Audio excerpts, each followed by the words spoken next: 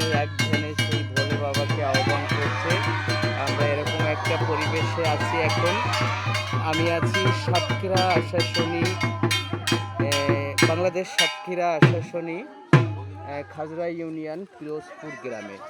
তো সেই গ্রামে ছোট্ট একটি ছোট পরিসরে একটি পূজার আয়োজন, ভোলা বাবা নাথের যে শিব পূজা সেই অংশে আমরা উপস্থিত আছি। তোমরা যে যেখান থেকে লাইভটাকে দেখছো